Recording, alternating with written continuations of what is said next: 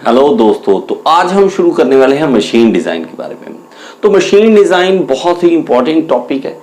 ठीक, एक सब्जेक्ट हमारे पास मैकेनिकल में खास रहता है मशीन डिज़ाइन। वो मैं कोशिश करूंगा कि आपको इजी बना के दूं। ठीक है, तो हम सबसे पहले देखें कि मशीन डिज़ाइन होता क्या है।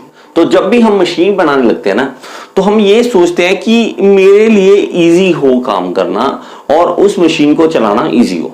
अब स्टार्टिंग में मेरी बात किससे होती है, तो मेरे पास कुछ पॉइंट्स हैं, उसके बारे में हम डिस्कस करेंगे। सबसे पहला पॉइंट है कि types of load and stresses.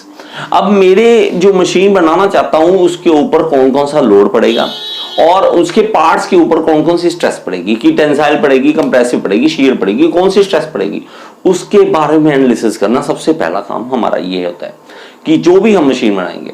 ठीक है, सेकंड क्या है, मोशन ऑफ पार्ट्स। अब मोशन आपका जो पार्ट एक दूसरे को मूव करेगा। मैं अगर तो 4 बार चेन की बात करता हूं मान लो, ठीक है, तो उसमें मैं इस तरह से मोशन अगर करवाता हूं तो मेरे पास एक फोर्स यहां पे ये जो पार्ट है इसको मूव करा रहा है दूसरे को। तो इस तरह से जो मोशन हो रहा है उस मोशन को पहले से समझना कि मशीन अब चलेगी तो किस तरह से मोशन होगा, कि उसका वो सर्कुलर मोशन है, एक लीनियर मोशन है, किस तरह का है, रेसिप्रोकेटिंग मोशन है या ऑसिलेटरी है। तो वो मोशन को समझना वो सबसे पहले काम। उसके बाद हमारे पास selection of material. Material main चीज है। आपने सोच लिया ये कर दूंगा वो कर दूंगा, ठीक है। अब मेन बात आती है कि मटेरियल, कि कौन सा मटेरियल है जो हमारी इन सब बातों को सेटिस्फाई करेगा, वो मटेरियल हम यूज करें। इसीलिए देखो सबसे जरूरी क्या होता है कि अब मैकेनिकल में हम क्या कर देते हैं, दिक्कत क्या आती है कि हम कई बार कोई ना कोई सब्जेक्ट छोड़ देते हैं। उस सब्जेक्ट की अधूरी नॉलेज हमें कहीं ना कहीं काम आनी होती है, लेकिन हम छोड़ देते हैं, उनको प्रॉब्लम में आ जाते हैं।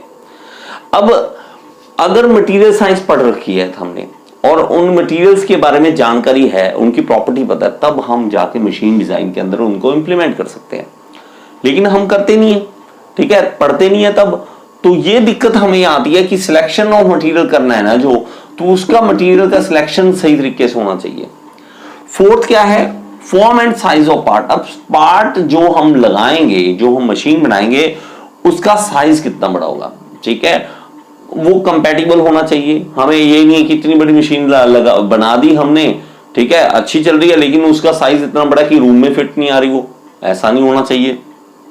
ठीक है, वो हमने कंसिडर करना है। इकोनॉमिकल होना चाहिए, ठीक है, कुछ सामने वाला जो हम बना दे, सामने वाला खरीदने लायक तो उसको, हम लाखों की मशीन बना दे वो सामने वाला खरीद ना सके, तो हमें ये भी पॉइंट देखना है। यूज ऑफ स्टैंडर्ड पार्ट्स, ये है।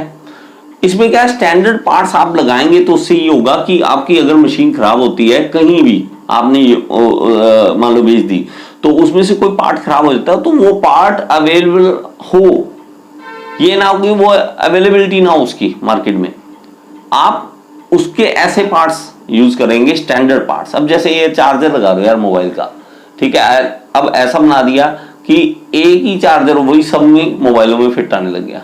कोशिश ये करते हैं कि स्टैंडर्ड रख दिया कि सबको एक जैसा लगे, ठीक है। नहीं तो पहले होता पतली पिन वाला, ये मोटी पिन वाला, ये ऐसे चौड़ी वाला, ये ऐसा है।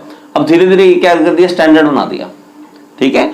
नेक्स्ट है सेफ्टी ऑफ ऑपरेशन। ऑपरेशन जब मशीन चले तो उसमें सेफ्टी हो, ऐसा ना हो कि सामने वाला जो खड़ा है बंदा ऑपरेट कर रहा है, उसको चला रहा है, उसको ही नुकसान हो जाए।